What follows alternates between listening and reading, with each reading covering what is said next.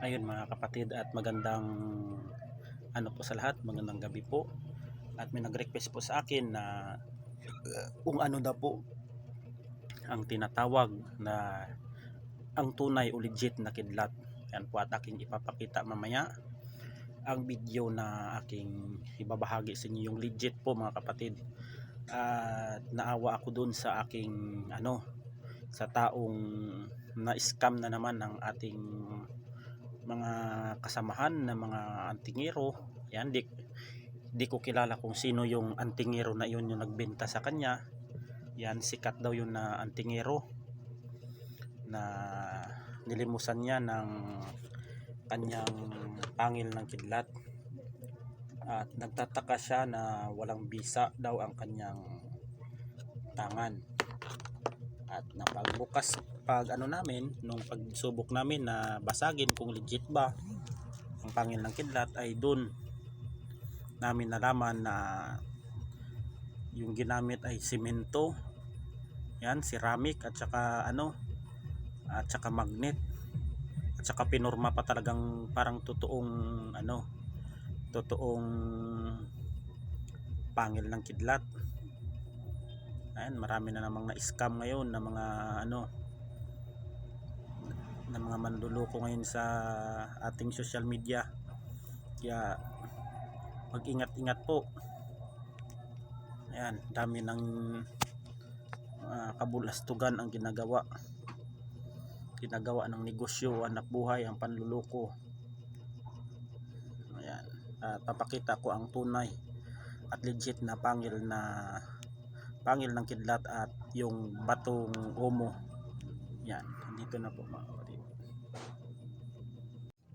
Yan mga kapatid at magandang gabi po sa lahat. Yan. At may nag-request po sa akin kung ano daw po ang legit na tinatawag na pangil na kidlat, at ito na po ay aking ipapakita sa inyo ang aking mga tinatagong gamit na mga legit na tulad ng bato omo at pangil ng kidlat. Yan, dalawa lang ang aking pangil ng kidlat at saka dalawa ring bato omo, at saka may batong omong itim ako dalawa, at batong omong puti. Ayan, ang legit po na tinatawag na pangil na kidlat mga kapatid ay yan po. Yan po ay legit na pangil ng kidlat. Yan po ay bumubula po yan. Yan, pag ibinabad mo sa tubig, yan ang legit na tinatawag na pangil na kidlat. Ayan, yung maliit na yon, yan yung yung parang pabuklod, ay yan po ay batong omo. Yan ang mga legit na kidlat. Wag po kayong magpapaloko ngayon sa social media, at mayroon na namang na-scam na isang tao na lumapit sa akin. Yan, nang matignan ko yung pangil na kidlat nila ay isa palang simento. Simento, nagpapangil-pangilan lang ng kidlat. Marami ng manluloko ngayon sa social media mga kapatid. Ang kanyang kidlat, pangil daw ng kidlat, at nakipag sa akin ng salita, pangil daw ng kidlat, ay yung ginawa lang sa pangil-pangilan na yon ay kinorte lang ng isang simento, yan, kuno na may halong ceramic para sabing matigas, at merong hinalo na magnet para dumikit yung magnet sa ginawa na yung pangil daw ng kidlat, pero hindi totoo. Yan, kung gusto niyo makita kung ano yung totoong legit na pangil ng kidlat, ay ayan po. Makikita nyo po ang tunay na legit na pangil na kidlat. Pag ibinabad po ninyo sa tubig ay kumukulo po yan. Yan. Ito naman yung batong omo. Yan yung bato omo ko mga kapatid. Binababad ko yan. Yan ang tunay. Mag-ingat ngayon sa mga social media na binibenta ng 10,000 yung pangil kuno ng kidlat ay mabisa daw, pero hindi naman. Yung totoo pala ay simento na may halong ceramic, at magnet na dinurog para sabihing pangil ng kidlat. Ay naku, maraming mga loko-loko ngayon sa social media. Kaya ito yung tunay na pangil na kidlat na ibinigay sa akin. Hindi ko ito binibenta, pang sarili ko itong gamit mga kapatid. Yan po, sa nag-request po sa akin, ito ang totoong pangil ng kidlat at totoong batong umo na itim. Yan, sa mga nagbibenta dyan sa social media, wag po kayong manloko ng tao at mapapahamak sa inyo ang mga namimili sa inyo at mapapahamak sa inyong ginawang katarantaduhan. Ay alam ko yan, yung mga sa amoy pa lang, pagbasag, alam ng semento at ceramic ang ihinalo at saka may mga durog na magnet para pag i-magnet daw ay didikit. Grabe, high-tech ng utak ng Pinoy ngayon mga kapatid. Napapantayan pa nila yung mga totoong kalikasan. Kaya mag-ingat sa mga manluloko dyan sa social media ay na inaakala nyo na totoo yung gamit nyo, yung pala peke.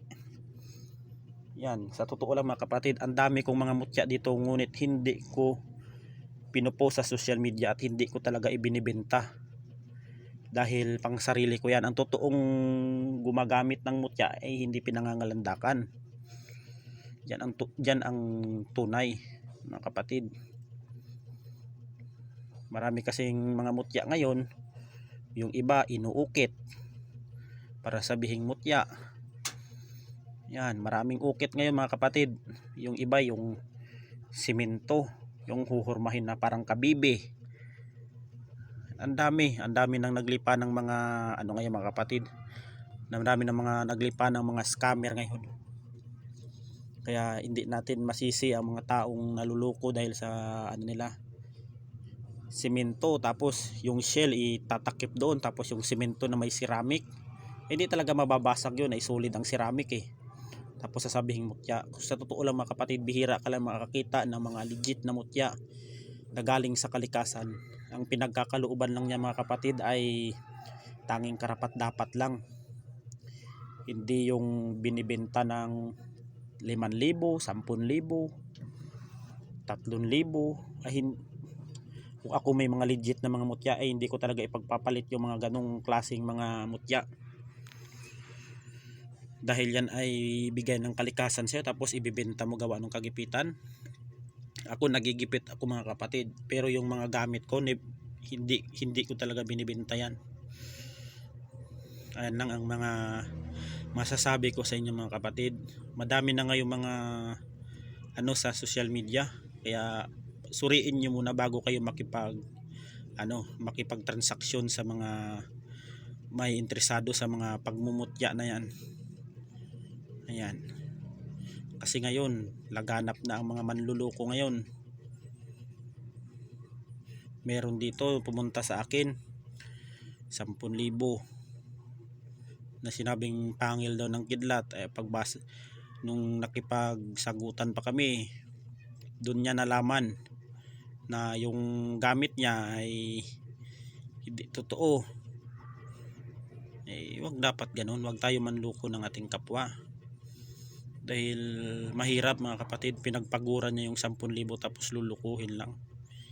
Normal lang ng yung hinalo lang yung semento, ceramic, tapos yung magnet, pangil na ng kidlat, 10,000 na. Walang kahirap-hirap magloko ng tao. Kaya dapat baka may karma sa huli. Kaya dapat mag-ingat sa pagluloko sa kapwa, boy. Ay baka yung totoo yan bumubula, hindi yung lukuhin yung kapwa. Yan, dito na lang kapatid, at God bless us all.